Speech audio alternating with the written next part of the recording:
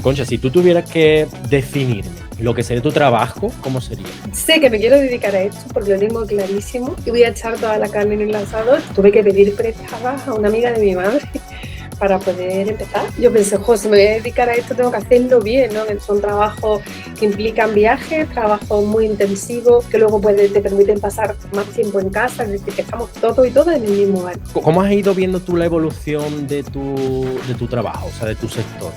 Creo que la IA funciona mucho para documentarnos, y sabemos documentarnos bien, ininteligible, incomprensible, y me dio una pena tan grande.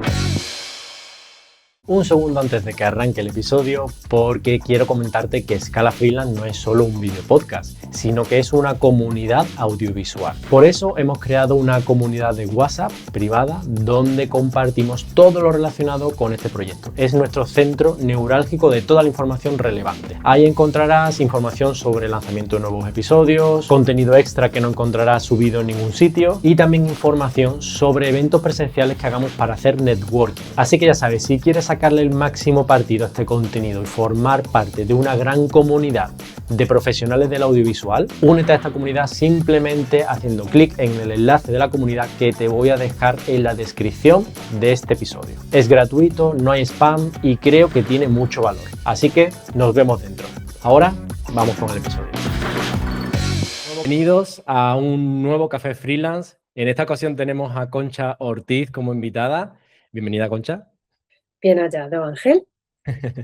Hoy vamos a hablar de un nicho dentro de la profesión, dentro del sector audiovisual, que quizás no es tan conocido y que es muy particular y que a mí me suscita mucho interés saber cómo llegaste hasta ahí, ¿no? A dedicarte, pues, a ser presentadora de galas, a ser intérprete de galas también, de actores, de actrices, no sé, y siempre estar dentro de este ámbito audiovisual. No sé cómo pasó todo eso, así que ahora me lo vas a explicar, creo que paso a paso, y vas a ir contándome cómo fue esa trayectoria y todo este tiempo que ya llevas, creo que más de 30 años dedicándote a ello. Y bueno, el caso es que tenía muchas ganas de que estuvieras aquí contándonoslo hoy. Te agradezco mucho tu tiempo, que sé que vienes de una gala de los Goya totalmente con muchísimo estrés y muchísimo trabajo y bueno, que te agradezco mucho el esfuerzo de compartir hoy con la comunidad de Scala Freelance pues tu conocimiento. Y yo creo que puedes aportar mucho porque a mí me gusta mucho tu perfil, por otra parte también, que es la parte más humana y que además siempre la traes al frente como, oye, madre, autónoma y con todo lo que eso conlleva en un mundo tan difícil como es el audiovisual. Así que todo eso quiero que lo tratemos hoy y ahora sí que te dejo presentarte y que nos cuentes quién es Concha Ortiz. Bueno, pues acabas de dar pistas para empezar a hablar y estar aquí toda la tarde. Primero, gracias por haberme invitado a este café. Me gusta mucho tu idea. Creo que nuestro sector, es que digamos que converjo en este sector por muchos caminos, ¿no? Porque soy autónoma desde hace mucho tiempo, evidentemente muy especializada en el mundo audiovisual y además, bueno, tú eres andaluz y yo también y, bueno, pues evidentemente hay muchos puntos en común. Así que feliz de estar aquí. Y si quieres, empezamos por donde tú te parezca más oportuno. Por ejemplo, Concha, o sea, ¿tú qué estudiaste? ¿Tenías pensado meterte en el sector audiovisual del principio o es una cosa que te fue pasando? Buena pregunta. Yo estudié una carrera que sigue existiendo todavía, que es traducción e interpretación. Es una vocación que tuve clarísima a los 15 años, que es una época, bueno, yo ahora soy madre de jóvenes adultos que ya no son adolescentes, pero recuerdo su adolescencia y la mía propia como una época complicada de indecisión y de incertidumbre, pero yo lo vi clarísimo con 15 años que quería ser intérprete. Me fascinaban otras culturas. Yo soy de Córdoba, soy de un barrio de las afueras de Córdoba, muy poquito internacional, pero a mí me atraía mucho el mundo en general y otras culturas y otro idioma. El inglés me gustaba mucho, yo estudié francés, por cierto, en el cole, y decidí estudiar traducción e interpretación. Lo hice en Granada, donde pasé 4 años, imagínate, 4 años de estudiante en Granada, luego en Edimburgo, en Londres, en Exeter, bueno, estaba un poco por todas partes. Cuando terminé la carrera, me interesaba muchísimo la medicina. De hecho, tengo algunas especialidades como intérprete y como presentadora, y otra es el lado científico. Hago muchísima medicina porque me encanta la ciencia, el cuerpo humano, la exactitud de eso, cualquier ciencia, la fiabilidad, y seguí trabajando en medicina, pero el mundo me fue llevando hacia el audiovisual.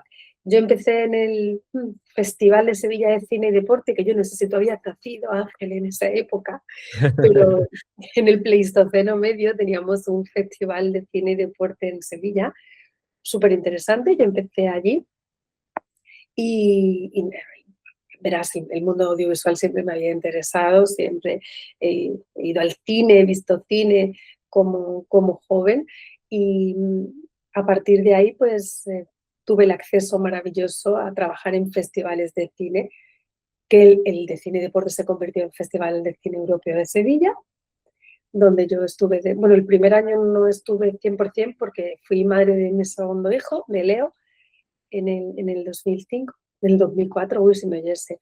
Él nació en el 2004 y en adelante pues he estado allí, y desde allí pues he ampliado mi abanico al de Iberoamericano de Huelva, al africano de Tarifa, al internacional de Nador, pero no dejarme ninguno. Bueno, ahora con la Academia de Cine, evidentemente, y, y ¿Cómo este es surge esa primera oportunidad, Concha? Porque me llama mucho la atención ese primer momento que te dicen, oye, eh, ¿quieres ir al Festival de Cine de Sevilla? No sé, ¿quién te da ese paso? ¿Cómo pasa eso? Qué buena idea, qué buena pregunta.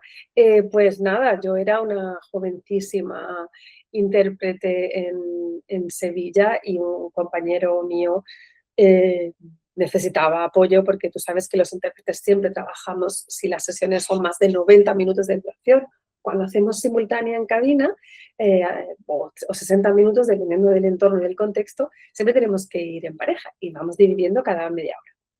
Pues nada, un compañero que tenía que hacerlo me dijo, ¿te estás libre tal día, tal hora?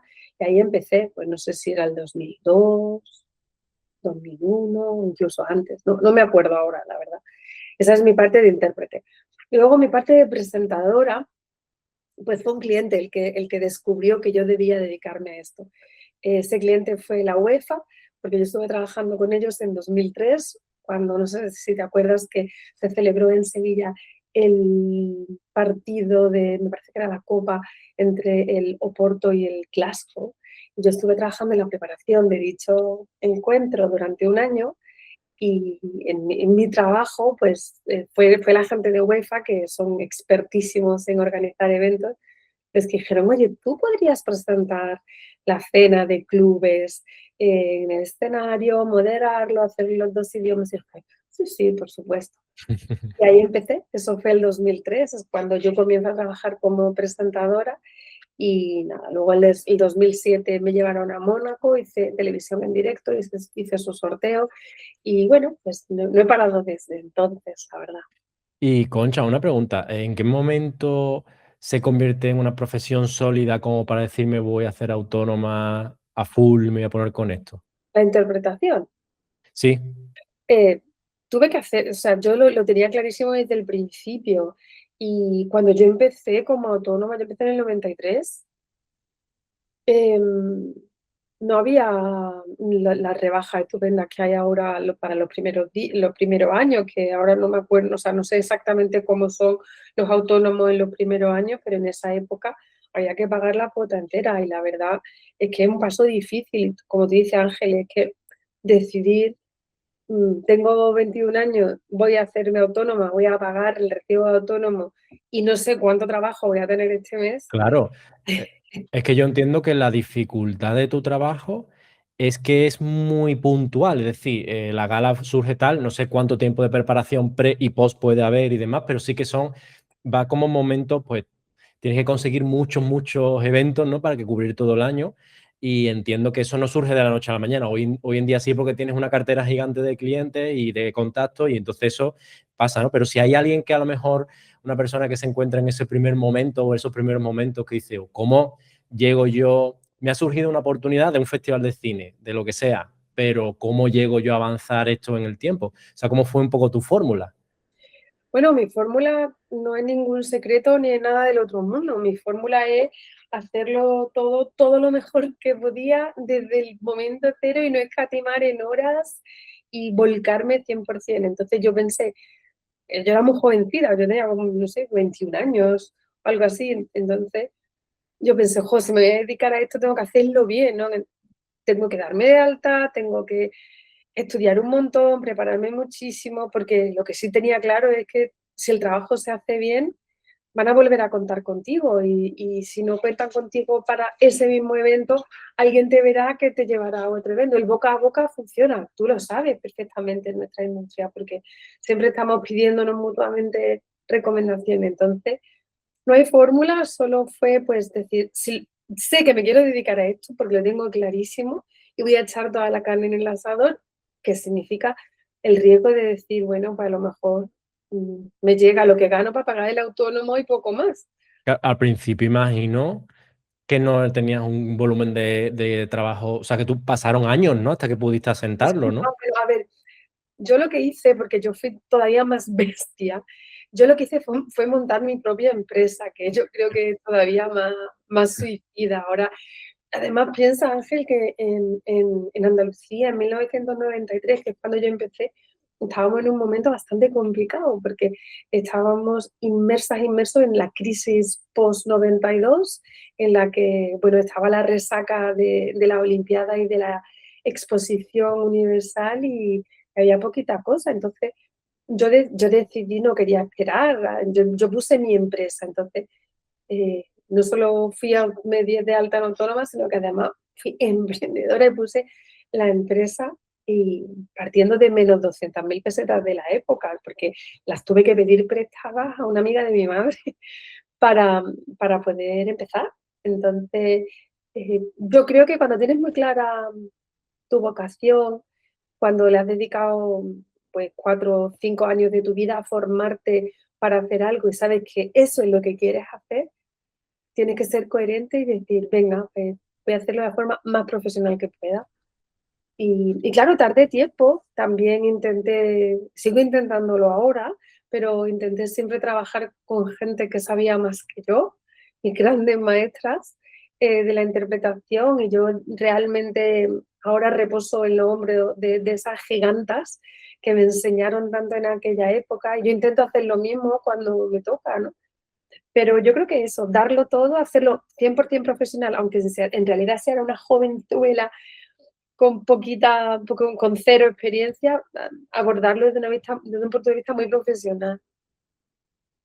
¿No? A mí me parece una historia muy inspiradora, la verdad, de una persona que sigue su pasión y, bueno, yo creo que todos los compañeros y todos los que te están escuchando y viendo, al final compartimos pues eso, el lanzarte un poco al vacío en un proyecto en el que tú crees y bueno, nadie te asegura ni cuándo vas a llegar, si es que llega y cómo vas a llegar y demás, ¿no? Pero bueno, me parece pues muy valiente por tu parte y bueno, creo que además me has dicho que en ese momento ya eras madre o no, después, ¿no? Después, ¿no? En el 93 tenía 21 años, acababa de... Ahí todavía no, vale, vale, vale. Entonces, luego, Tuve a mi luego tienes como, pues has comentado, ¿no? Ya luego nació mi segundo hijo, Leo, tal. ¿En ese momento cuándo es?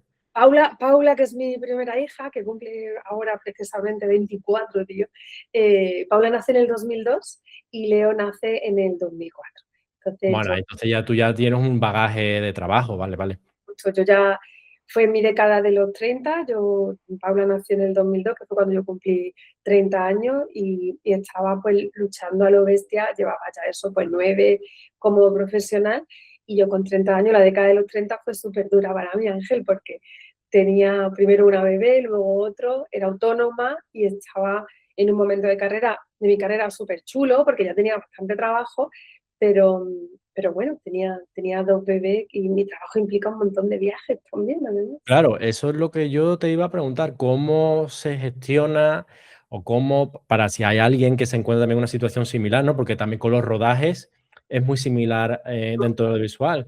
Te sale un rodaje aquí, acá y vas moviéndote de un sitio a otro. También muchas veces, pues nosotros también trabajamos muchas veces por evento dentro del visual. Pues hoy tenemos un evento de visual, montas, desmontas y tal, ¿no? Entonces yo creo que hay mucha gente que va a empatizar contigo, con tu historia en cuanto a bueno, pues tengo una situación muy similar en casa y sé lo difícil que es. ¿Cómo lo llevaste tú? O sea, ¿cómo lo hiciste? Como pude, pero no sé, es que claramente es la misma situación, Ángel, para todo el mundo. Son trabajos que implican viajes, trabajos muy intensivos, que luego te permiten pasar más tiempo en casa, es decir, que estamos todos en el mismo, todos y todas en el mismo barco. Y bueno, lo hice pues con mucha organización, la verdad, con una producción casi de escaleta milimétrica, contando evidentemente con el apoyo del padre de mis hijos, con mi madre que fue una gran aliada para mí en esa época. eh, yo tenía una madre muy joven y que la sigo teniendo y sigue todavía cuidando, si ya no a mis hijos, a mis gatas, entonces sigue la pobre ahí pringada conmigo, pero no, con mucha, primero organización, metódica de producción de convocatorias de escaleta, vamos, mucha organización y la ayuda de la implicación. Yo tuve la suerte de que existiese un padre, que no tuve que criar a mis hijos solo, un padre que evidentemente también participó al 50% en la crianza de nuestros hijos.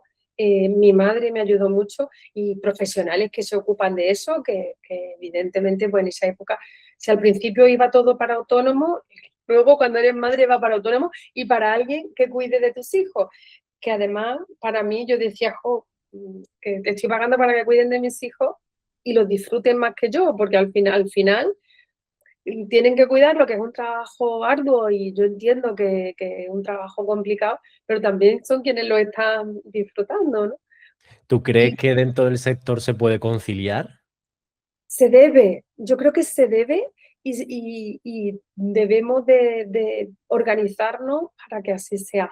Yo he aprendido mucho de mis clientes, Ángel. Yo tengo un montón de clientes muy buenos y he aprendido mucho de ellos. Y una de las lecciones que he aprendido ha sido de IKEA. Uno de mis clientes es IKEA España, me siento muy orgullosa de ser su intérprete y ellos lo de la conciliación lo llevan mucho mejor que el resto de las profesiones y de muchas empresas españolas.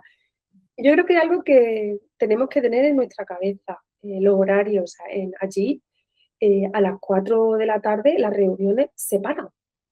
A nadie se le ocurre convocar una reunión a las 8 de la tarde. O sea, el respeto por el espacio familiar es fundamental. Entonces, yo creo que cuando esta cultura permee nuestro sector y se sepa que la conciliación es una necesidad, yo creo que nos ayudará a eso, permitirá mucho que nuestro trabajo lo podamos hacer bien.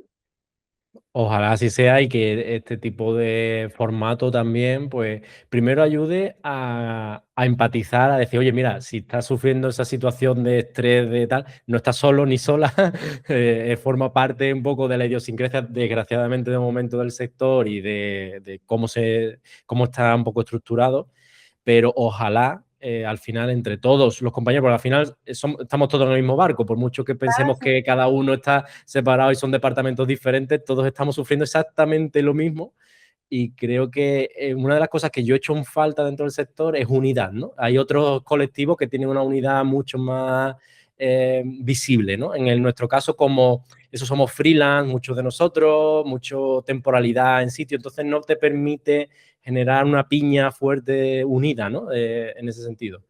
Pero Pero bueno, bueno, ojalá. este podcast es una forma de hacerlo, es una iniciativa para unirnos, ¿no? Porque Eso es. está ahí, ¿no? Déjame decir una cosa, primero sobre lo de la conciliación y luego te iba a decir otra cosa sobre la unidad.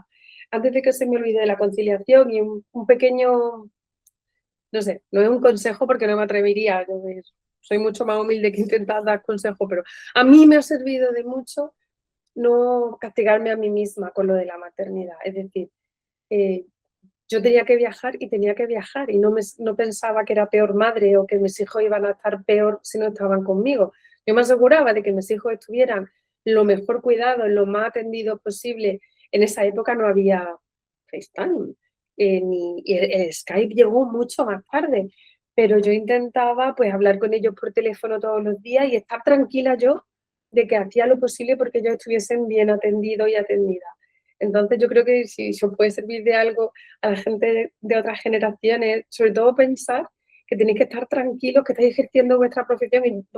Y yo siempre pensaba que una madre realizada profesionalmente y tranquila profesionalmente es mejor madre, porque cuando sí que podía estar con mis hijos, les daba tiempo de calidad, de verdad, de atención plena, de estar ahí con ellos, tirar en el suelo jugando, o yo qué sé, o cogiendo setas, pero Sí, estando... recursos que al final recursos económicos también son importantes para poder satisfacer sus necesidades, tanto de educación, de todo, ¿no? De sociales, de todo. Sí, sí, obviamente, ¿no? Y la otra cuestión de que nuestra industria nos podemos sentir solas o solos, es cierto, pero yo me di cuenta cada vez que voy a todo el bueno, trabajo en estos festivales o acontecimientos de la industria cinematográfica, me di cuenta de que al fin y al cabo, pues yo creo que somos los mismos animales en circos distintos y que tenemos que estar unidos, porque es un grupo de personas las que estamos siempre, ¿no? En los departamentos de producción te encuentras siempre a gente en protocolo, en relaciones públicas, al menos en los festivales de cine, que es donde yo habito, transito, ¿no? Entonces yo creo que es bueno que nos unamos, sin duda. Es que el problema que suele tener en el audiovisual es que los departamentos normalmente no confluyen, ¿no? Hay mucha externalización por muchas partes, postproducción no tiene nada que ver con preproducción, por ejemplo, ni se pisan muchas veces. Hay personas que sí, que están durante todo el proyecto, pero muchas veces, por ejemplo, yo te hablo desde mi trabajo como compositor musical, es que yo no veo a nadie del equipo en ningún momento y estoy en mi cueva y muchas veces eso, cuando te encuentras y hablas con personas, es en ese tipo de evento, un festival o el día del estreno, ¿no? Pero que durante el resto del tiempo no has podido tener comunicación directa bueno, porque la vida pasa, ellos están trabajando en su historia, tú con las tuyas, y es complicado. Por eso también yo creo que este tipo de formato ayuda a conocerse, porque es una de las cosas que también me ha pasado con todos los invitados. Cuando hacemos esta charla, yo al final, yo ya te conozco, ¿no? Y hemos compartido momentos y demás, pero yo ahora, cuando tú me cuentas, y tengo ese tiempo de calidad, de decir, cuéntame tu historia y te conozco, por fin te conozco mucho más de lo que realmente te conocería que en una conversación rápida de eso, de un evento, también Escucho pasan su las cosas. posición para X obra o para... Claro, claro. Entonces, bueno, yo creo que en ese sentido, ojalá creo que está muy guay y la gente también lo vea. Concha, si tú tuvieras que definirme lo que sería tu trabajo, o sea, las dos vertientes que tiene tu trabajo, para que alguien que no tenga ni idea me lo defina rápidamente con unos titulares, ¿cómo sería? Bueno, trabajar como maestra de ceremonia en festivales de cine es una labor que consiste en asegurarte de que en todos los actos fluye la entrada de personas al escenario y la salida, y se comunica la intención del acto y velamos porque se desarrolle con agilidad, con orden, y, y que se cumpla el propósito del mismo, que es compartir una sesión con el público y trasladar al talento, ya sea equipo técnico o creativo de una película, acercarlos al público de la ciudad en la que se celebre el festival. En esta labor de presentadora, además de hacer que fluya este encuentro entre el público o la prensa y el talento de una obra de cinematográfica, a veces también da la casualidad de que son extranjeros, y además de trabajar como presentadora, moderando y llevando estas sesiones, estas ruedas de prensa, estos encuentros con el público, también traduzco para que se entiendan, además, si hablan idiomas distintos. O sea, que a ti te dan una escaleta de lo que va a ser el evento, entiendo, y Uh tú -huh. vas llevando la escaleta de ahora toca esto, ahora toca lo siguiente, y vas coordinando que todo vaya sucediendo en el orden establecido, ¿no? Bueno, es más trabajo de equipo, ¿eh? Yo no lo hago todo sola, ni muchísimo menos. A mí, para un acto, por ejemplo, del Festival de Cine Europeo de Sevilla, se me entrega una escaleta que elabora las personas que estén a cargo de la gala, se me entrega con mucha frecuencia un guión, una propuesta de guión que me dan antes, que me convierten en unos tarjetones para que sea yo quien los exponga. Y trabajamos en un ensayo, las salidas, las entradas. ¿Tú has estado alguna vez en el Festival de Cine, en alguno de los He actos que estado hemos en hecho? alguno que otro y sí, más o menos sé de cómo va, pero bueno, era porque lo pudieras explicar y determinar por Es si un alguien no equipo. ha oído. Yo trabajo incrustada en un equipo en el que hay guionistas, regiduría, protocolo, atención a invitados, producción del teatro, de la sede, y dentro de todo este equipo pues hacemos que ocurra un poco esa magia. Vale. Y, me surgía, o sea, tú, por ejemplo, a ti te dan tu guión, ¿no? Te dan un guión o lo que sea, pero tú ese guión, ¿es una cosa cerrada o es una cosa como, no sé cómo funciona ese tipo de o tienes que leer un QE? No sé si hay incluso galas donde te ponen un QE, ¿no? Sí, sí, hay pronter, claro, en algunos sitios sí que lo hay, lo leo, en otros sitios la mayor parte de las veces no lo hay, y la mayor parte de las veces no está cerrado. Tengo la suerte de que me permiten añadir, porque es la comunicación humana. Yo, cuando trabajo como presentadora, yo abomino leer, no me gusta, o sea, porque si yo estoy hablando así contigo, así de esta forma, pues se pierde nuestro contacto, ¿no? Entonces, a mí el equipo de la gala me envía una propuesta de guión por correo, yo le echo un vistazo, le añado alguna cosa o le sugiero, y una vez que es el día de la gala, pues está el guión como base que me sirve a mí para realizar mi trabajo. ¿Qué pasa? Que muchas veces cuando trabajo con los equipos de una película, por ejemplo, en un estreno, en una premiere de una peli, pues yo antes casi siempre hablo con el equipo de antemano para consensuar con el equipo cómo prefieren ellos que se realice el estreno de su película, porque al fin y al cabo lo que estoy haciendo es ayudarles al llegar un poquito a la línea meta. Yo creo que, como tú bien sabes, cuando uno empieza a pensar en una película, cuesta tanto trabajo hacerla, levantarla, con todos los departamentos que tú acabas de mencionar, es una catedral.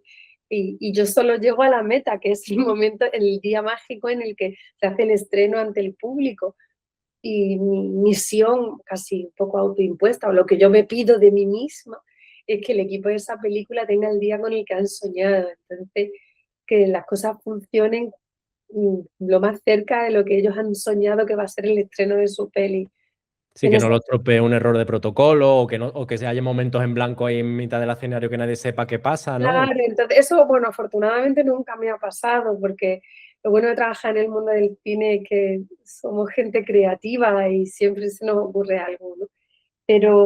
Pero sí que es necesario hablar con los equipos antes. Yo, otro de los festivales que los que trabajo es el Festival de Series de South en Cádiz, que creo que vamos a hacer ahora la cuarta edición en octubre, y ahí son todos los días una o dos estrenos de serie nueva. Entonces es vital tener un guión que me proporciona la organización del festival, luego contrastarlo o cotejarlo con el equipo de la película, que salga, pues producción, dirección y el elenco que venga, y un poco ver qué preguntas les voy a hacer y como siempre, digamos, consensuarlo antes con los equipos para que funcione. Y luego pasan cosas muy chulas, porque bueno, luego vienen series divertida, que si son series divertidas es porque hay alguien escribiéndola que es divertida y porque el elenco es divertido. Entonces, pues me lo pasa muy bien, la verdad.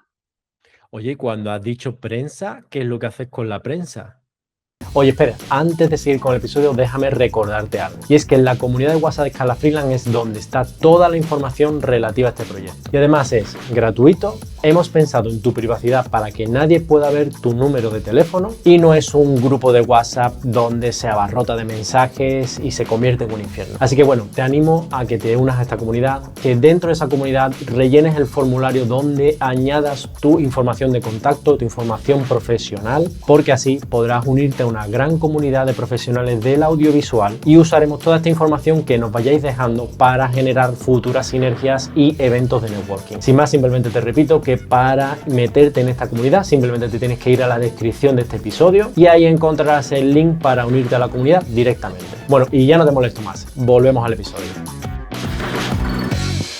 Bueno, con prensa hago dos tipos de actividades. Una, soy yo quien modera la rueda de prensa y me gusta, me paso muy bien.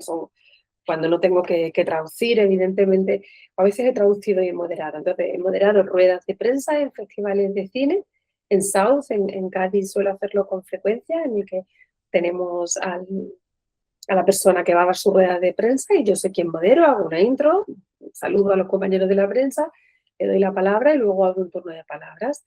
Esa es una parte de mi trabajo cuando trabajo como presentadora y luego está mi otra parte que es como trabajo cuando hago interpretación simultánea en la que hay. Por ejemplo, el viernes pasado en Barcelona, en los premios Goya, la señora Sarandon dio una rueda de prensa y yo estaba en cabina haciendo la interpretación simultánea y nadie la moderó ni la presentó, ella estaba sola en un escenario.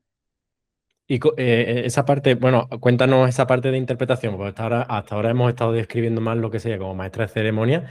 Esa parte de interpretación, que es la originaria, ¿no? De lo que estudiaste al inicio y demás. ¿Cómo es? O sea, yo no sé, eso sí que nunca lo he visto, nunca he estado en esas cabinas viendo qué es lo que pasa. No sé si estás en una cabina totalmente aislada o estás cerca de la persona por si tiene que hacerte algún tipo de gesto o hay una comunicación no verbal. No sé muy bien cómo funciona ese tipo de cosas. Vale, pues la profesión se llama intérprete de conferencias y hay varios tipos de interpretación y la interpretación en cabina. Son cabinas que pueden instalarse en el espacio donde se está haciendo la rueda de prensa y es una cabina de 2x2, como una caja, ¿vale? En la que se colocan las intérpretes y desde ahí tenemos unas consolas y nos emiten el sonido original de lo que está diciendo la persona y nosotras por el micro pues estamos traduciendo a la vez que escuchamos, que fue la configuración esta, por ejemplo, de la rueda de prensa del viernes pasado en Barcelona. La otra forma es interpretación consecutiva, en el que lo que hacen es ponen a la persona que está hablando y yo al lado voy tomando notas y traduzco después. Pero, Concha, hay muchas veces que a lo mejor un chiste, no sé, no sé cómo decirlo. Bueno, hay como ciertas frases hechas, ¿no? Que quizás en nuestro idioma significan una cosa que si tú lo traduces, eso no tiene ni pies ni cabeza, ¿no? Claro. Sí, ahí está. Y entonces, ¿qué haces en esas situaciones? Siempre me ha surgido esa duda. Bueno, a ver, con los chistes, depende del tipo de chiste, hay varias técnicas para traducir un chiste, porque hay chistes que un juego de palabras, que el juego de palabras no va a funcionar en el otro idioma, hay chistes que son basados en una referencia cultural que no la van a entender ni de casualidad, o sea, yo me acuerdo, creo que fue en 1998, que tuve que hacer una interpretación simultánea susurrada, que es cuando está la persona al lado y tú le vas susurrando en qué consiste lo que están diciendo. Y fue una actuación de los Morancos Uf, madre mía. que tuve que hacer una interpretación simultánea al inglés para a ver, como le digo, manteniendo la confidencialidad, fue el dueño y un alto ejecutivo de una gran empresa multinacional del sector del alcohol, de las bebidas alcohólicas. Un señor que era de Texas, ¿sabe? Que no, el humor andaluz de Sevilla, de Triana, de los Morancos, este señor había que explicárselo. Y eso hice. Y hay muchas técnicas para hacerlo. Yo por eso me gusta tanto mi trabajo, la verdad.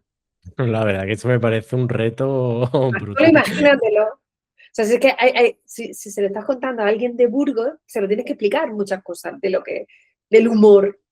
Claro, claro. Por eso te digo que tiene que ser súper difícil, ¿no? Porque yo alguna vez que, yo qué sé, te ves cualquier programa donde tienen interpretación simultánea, que viene a lo mejor pues el típico un hormiguero, que viene alguien, ¿no? Y muchas veces cuando hacen los chistes las hormigas y todo eso, ves que la persona que está ahí no está con la sonrisa, pero realmente no está entendiendo nada de lo que está sucediendo. Escucha, la está entendiendo seguro. En el hormiguero hay dos intérpretes que son maravillosas, son compañeras mías, se llaman Patricia y Amaya, y se lo explica todo. Yo estoy segura, o sea, estoy segurísima de que el humor se le explica, se intenta, al menos que comprendan el concepto de lo que estamos intentando contar, ¿no? Y que no suene ofensivo, ¿no? Porque muchas veces una cosa mm, realmente graciosa, entre comillas, si no entiendes bien el contexto, es incluso ofensivo, podría sonar incluso ofensivo y la puedes cagar totalmente. 100%, sin duda alguna, sí.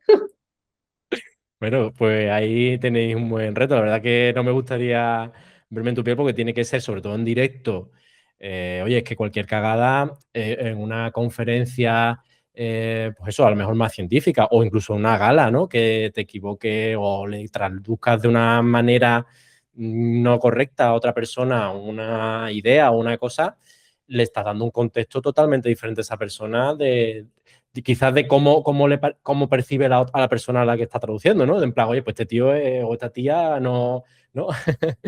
Y además, Ángel piensa, no es solo cómo percibe a esta persona, sino si esta persona está asociada a una organización, o sea, ya se amplía, ¿no? ¿Qué imagen se lleva de la organización, Bueno, o de la eso. institución, o de la empresa, o del país, o de la ciudad, ¿no?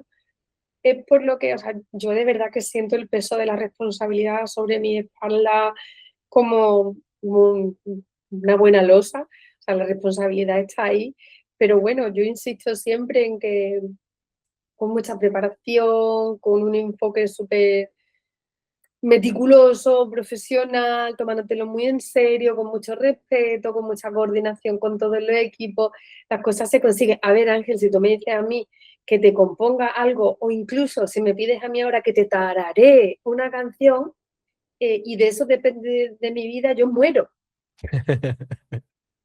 Bueno, que te has especializado muy bien en lo tuyo y ya está. Que cada ¿No? Que uno. cada zapatero a sus zapatos. Entonces, a mí tu profesión me parece muchísimo más difícil que la mía, por ejemplo. Bueno, cada una tiene lo suyo, desde luego.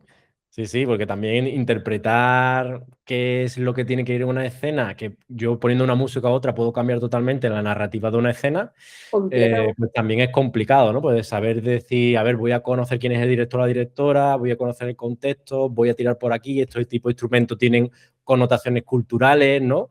Que territoriales, son muchas cosas que hay que tener en cuenta, pero bueno, efectivamente al final cada uno va aprendiendo de lo suyo y ya está.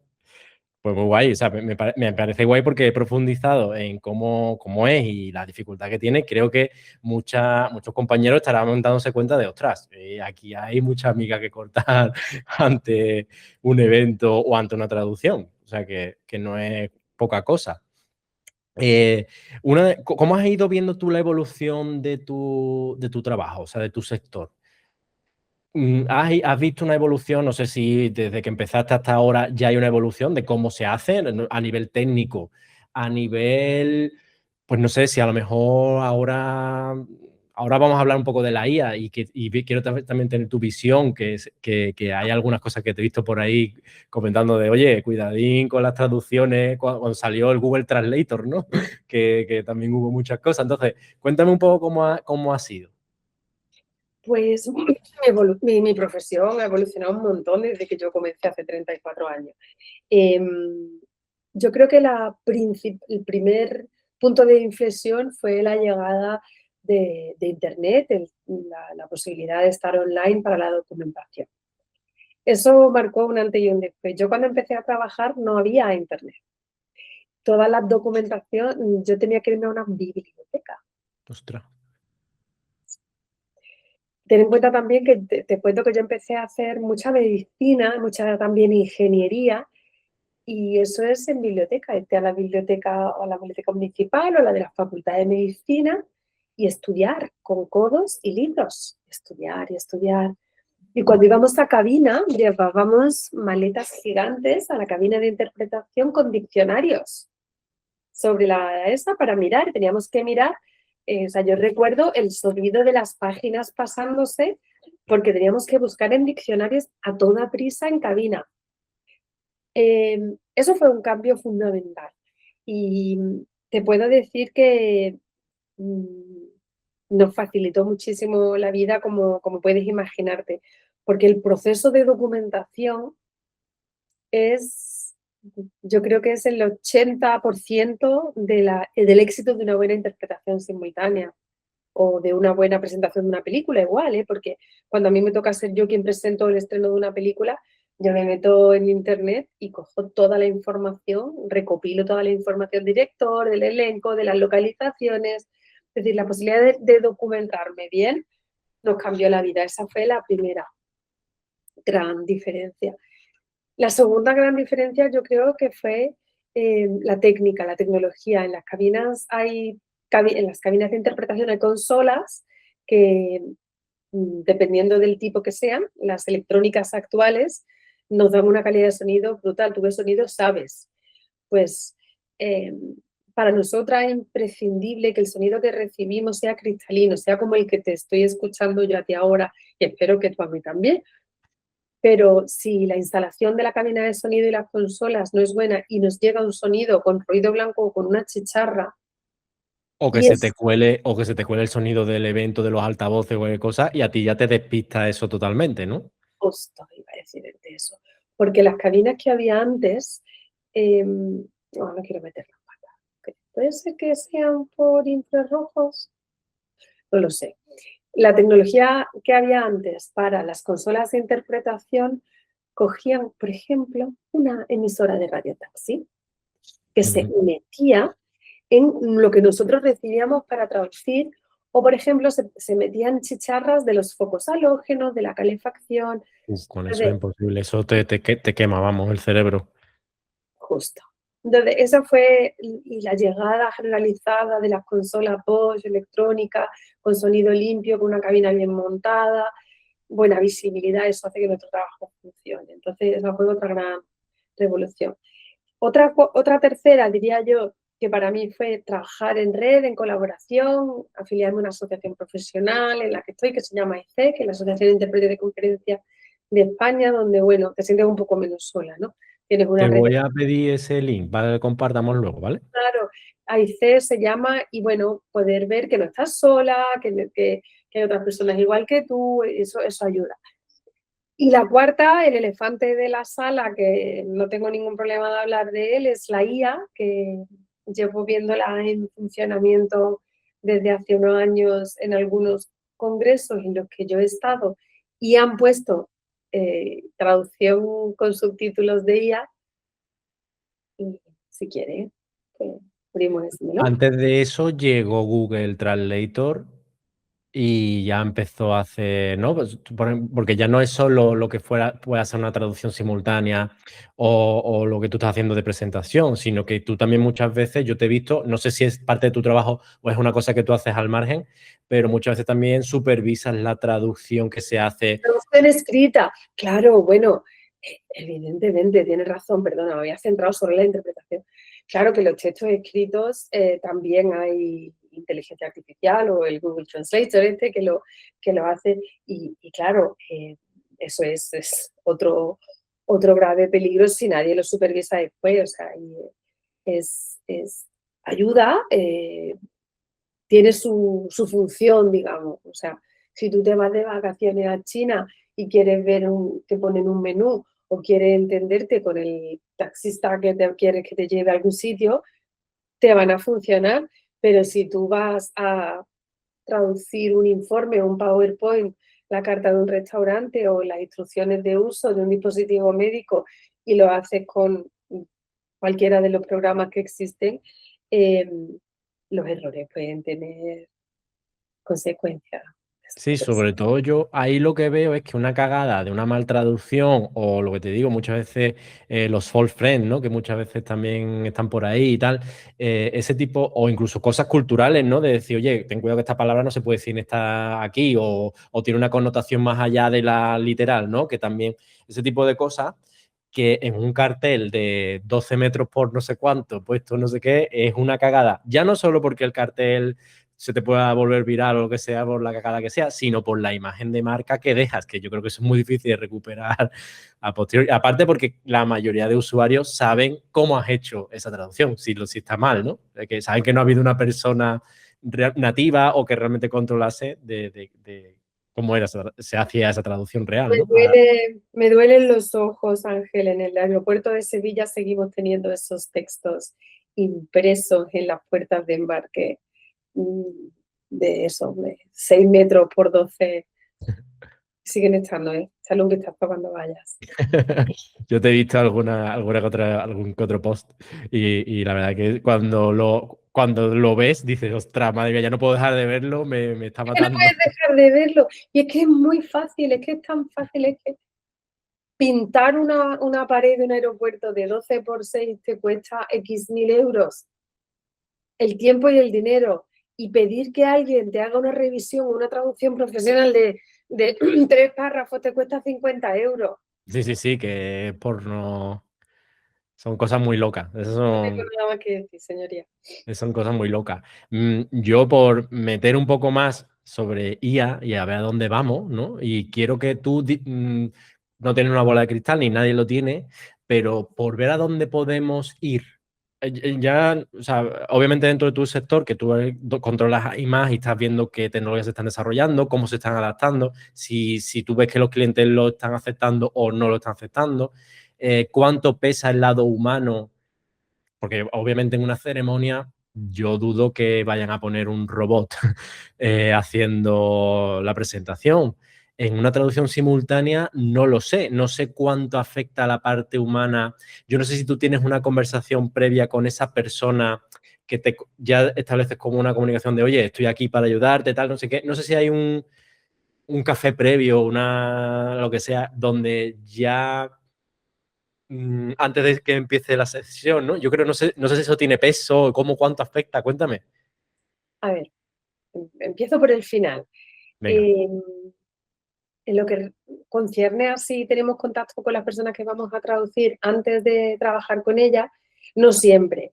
Afortunadamente los festivales de cine, en lo que es un entorno como más reducido, más controlado, creo que se ha metido alguien Sí, Antonio, ponte sin el micro y si tienes alguna duda lo que quede, al final te dejamos 5 minutitos para preguntar a la Concha. Pues, como te estaba diciendo, a veces sí que se puede tener, es un entorno en el que están todas las partes implicadas reunidas y sí que se puede quizá eh, acceder a estas personas y hablar con ellas antes.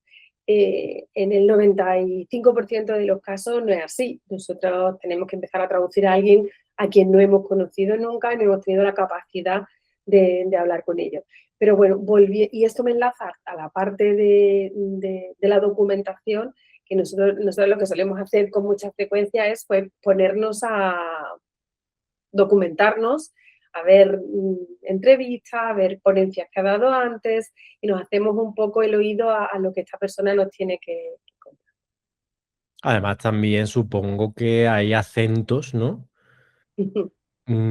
Quizás un poco complejo, depende de dónde vengas y demás, pues, tiene que ser un poco complicado a veces. Vamos, a mí me ha pasado, yo obviamente no tengo tu trabajo, ¿no? Pero muchas veces considero que se habla inglés, ¿no? Y me he ido a lo mejor a alguna zona de Inglaterra que quizás no sean las mainstream, ¿no? Y he dicho, ¿esto es inglés? O sea, es que, o sea, es una locura. Sí, sí, sí, sí. Y supongo que tendrás que eso, que ver cómo habla esa persona, ver un poco qué deje Por tiene. eso es lo que pedimos siempre, sobre todo eso, cuando estamos en festivales de cine, siempre pedimos hablar con los equipos antes de que se haga la rueda de prensa o se haga el estreno, porque hay de todo. Bueno, a mí, o sea, cuando son hablantes del idioma nativo, son australianos, escoceses o galeses, americanos, pues quizá un poco más fácil, pero cuando a veces son personas que hablan un inglés que no es nativo y tienen su propia forma de pronunciarlo, pues te tienes que hacer el oído, pero bueno, forma parte del proceso de preparación. Y entonces, respondiéndome a la pregunta que te hacía sobre dónde crees que vamos, Uf, ¿dónde crees que vamos con si la tú IA? tuvieras que hacer una cábala de yo creo que Te vamos cuento aquí. lo que yo he visto hasta ahora, ¿vale? Mi observación de la situación. Yo he visto cómo específicamente la interpretación simultánea mm, hecha con inteligencia artificial en grandes eventos, ya sean de cine, los que lo he visto, o de otro tipo. Yo he visto dos, por ejemplo. Uno fue el Comic Con de Málaga, que no sé si estuviste o su... No fui, pero me pilló al lado. O sea, que conozco cómo fue, que también hubo problemas de organización y un montón de temas. Pero bueno, eso ya es otro tema. Pues en el Comic Con de Málaga yo fui como intérprete del director de Bob Esponja, de la película nueva de Bob Esponja, que por cierto admiro y le tuve que decir gracias, señor, por hacerme una infancia de mis hijos muy divertida, porque ver Bob Esponja con tu hija y con tu hijo te ayuda mucho a hablar sobre muchas cosas de la vida, paréntesis cerrado. Pero yo fui a hacer con él el junket de prensa, pero en el Comic Con le habían invitado a una ponencia magistral en una sala en la que habían puesto interpretación con IA. Ininteligible, incomprensible, y me dio una pena tan grande, Ángel, porque se habían traído a este señor, el director y creador de Bob Esponja, que era la cuarta película. La sala llena, un auditorio del Palacio de Figma, del Palacio de Congresos de Málaga lleno, mucha gente queriendo saber qué tenía que contarle a este señor, que tenía un montón de cosas de qué contar, sobre por qué Bob Esponja, de dónde venían los personajes, cosas súper chulas. Y no sé por qué decidieron poner interpretación conmigo. O sea, tu experiencia a día de hoy es que cuando se ha usado la IA para hacer traducción ha sido un fracaso, Un ¿no? fracaso absoluto. En Madrid Fusión, en el Festival en el certamen de gastronomía, también estuve, utilizaron IA para las ponencias en japonés y no se entendía. Es que no se entiende. Entonces, mi pregunta es, ¿por qué se invierte tanto tiempo, energía y fondos en traer a un director de una de las series de animación más infantil, más graciosas que hay, o al mejor chef de sushi de Japón, y se escatiman 1.000 euros para contratar a dos intérpretes? Sí, son cosas que no tienen ningún tipo de sentido. ¿Quién piensa que una traducción automática con subtítulos puede acercarse a traducir lo que están diciendo estas personas, porque son personas? Yo, mira, te comparto, para mí sí me ha servido para una sola cosa, que es, he tenido que una reunión con un director inglés y es cierto que aunque yo sé hablar inglés y él chapurrea un poco español, cuando empezamos a hablar de cosas más técnicas, ¿no? Ya ahí no nos entendemos del todo. Entonces usamos la traducción simultánea entre ambos dos. Mi experiencia fue que de hecho está grabado un café freelance así, hablando tal. Por probarla, mi experiencia fue bastante negativa, porque es cierto que primero tiene un delay entre lo que él habla y cuando sale la voz doblada, importante. Y luego, muchas veces se inventaba, como la IA a lo mejor no había entendido bien qué es lo que le había llegado, se inventaba finales de palabras, finales de... Entonces, la verdad que no fue una experiencia tal, pero bueno, ahí lo probamos. Supongo que también esto estamos como en el inicio de Internet, ¿no? Cuando tú abrías una página en un Windows 95 y se te abría trompicones una página web y hoy en día pues abres un clic y lo tienes todo tal. No sé muy bien a dónde iremos con eso, pero fíjate, yo creo que a pesar de que exista la tecnología, la parte humana, por eso te decía, oye, no sé, saber que hay una persona ahí que te está escuchando, que en un momento dado te entiende, que en un momento dado puede improvisar algo ¡Claro! sin Yo cagarla, ¿no? no sé si te diste cuenta cuando utilizaste la IA, que espero que sea una y no más, que la IA no es consciente de que está equivocada. No, claro. Entonces, cuando la IA comete un error, sigue cometiendo el error todo el tiempo. Los intérpretes cuando nos hemos dado cuenta de que nos hemos equivocado y hemos dicho 18.000, 80.000, en ese momento nosotros nos corregimos a nosotros mismos porque somos muy conscientes de que nos hemos equivocado. La IA no, eso puede ser, o sea, la bola de nieve que se puede liar.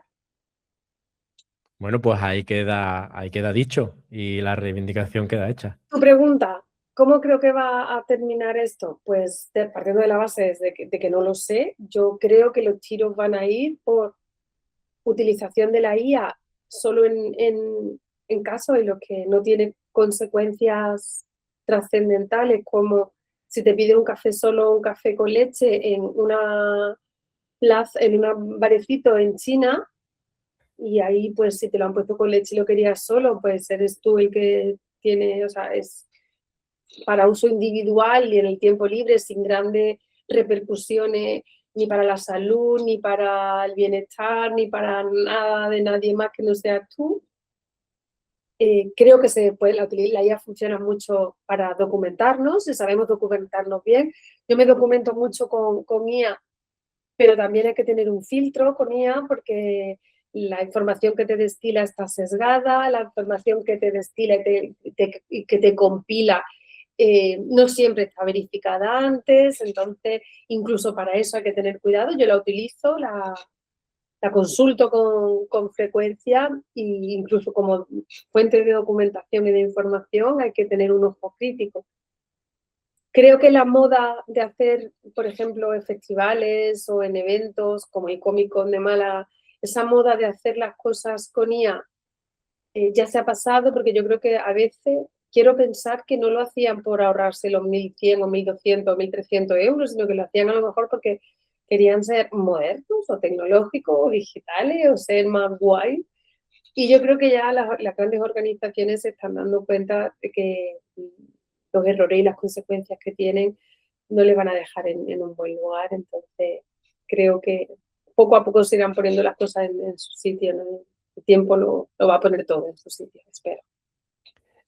Concha, dos preguntas. Bueno, te hago la primera pregunta. ¿Tienes algún libro de cabecera, algún podcast, algún recurso para alguien que quiera profundizar un poco más en tu profesión, avanzar un Hay un poco? libro que también convirtieron en película. A mí me encantó el libro que se llamaba The Interpreter, que luego lo convirtieron en una película, La intérprete con Nicole Kidman, que iba sobre esta profesión y que estaba bastante bien, aunque bueno, había algunas cosillas en las que fallaba, creo que no estaban lo suficientemente bien documentadas. Respecto, bueno, a mi profesión, no tanto, yo escucho el podcast AM de Charo Marcos porque me encanta, es una recopilación informativa por las mañanas que me ayuda. Y, y lo que sí recomiendo a la gente en general es que vea las películas en versión original con subtítulos, que creo que es una fuente preciosa de poder acercarte a la esencia de la cultura y del lenguaje original de esa película. Vale, te pediré que esas dos pequeñas referencias que nos has dejado me las Claro, dejes y claro, por supuesto, por te la supuesto. dejamos en la descripción del vídeo al resto de la comunidad por si alguien quiere pues echarle un ojo o lo que sea. Por último, Colcho, ¿dónde te podrían seguir? ¿Dónde pueden saber más sobre ti? Pues más sobre mí en mi web, que es conchortiz.es, y en mis redes sociales, en LinkedIn y en Instagram, en ambas. Vale, genial. En estos últimos 5 minutos, Antonio, ¿tienes alguna consulta? ¿Quieres participar preguntándole algo a Concha? Sí, mira, quería comentar una cosa Sí. referente a... Yo, claro, he llegado tarde al programa, pero quería comentar el tema de los Goyas de este año, ¿no? Que me gustaría saber cuál es la impresión con la que ha terminado ella en este año. Puede ser del año pasado, pero de este año no sé cómo ha quedado la cosa, ¿no? ¿Qué tal el resultado? ¿Cuál ha sido tu impresión y la de la gente en general? Aparte de estar muy cansada porque ha sido mucho tiempo de preparación y un trabajazo muy duro durante el fin de semana, una una expresión una sensación de tranquilidad de que este año por fin ha salido bien las dos partes que se hacían, que se ha retransmitido en televisión, retransmitiendo la voz de la interpretación en el discurso de la Goya Internacional y lo que ha visto el público ha sido escuchado la voz de la intérprete sin tener que leer unos subtítulos en la tele, y en las salas sí que hubo una estenotipista que estuvo transcribiendo esa interpretación para que las personas que estaban en sala en Barcelona, en el auditorio, pudieran irlo siguiendo. Y bueno, contenta porque se ha visto la importancia de la coordinación y del trabajo en equipo, y también se ha visto pues que la profesionalidad al fin y al cabo pues funciona. Perfecto. Bueno, Pues yo muchas creo gracias. que muchas gracias, Antonio, por la pregunta. Yo creo que, Concha, has dejado claro un poco cómo has ido pasando desde tus primeros inicios, ¿no? A todo lo que has ido haciendo en la trayectoria. Me ha gustado mucho también la parte esta de conciliación que hemos estado tratando, de lo transparente que eres, de oye, pues fácil no es, receta no hay, más allá de organizarte, tirar para adelante y ya está, ¿no? Y bueno, pues muchísimas gracias de nuevo por tu tiempo. Espero que a la comunidad y al resto de compañeros les haya parecido interesante, que sé que sí. Y nada, pues vamos hablando y próximamente lo compartiremos. Y nada, te mandaré el link para que tú puedas tenerlo y compartirlo con el resto de compañeros y compañeras y demás. Mil gracias, Ángel. Buena suerte y espero escuchar mucho tu música en los cines. Muchas gracias. Gracias, Concha.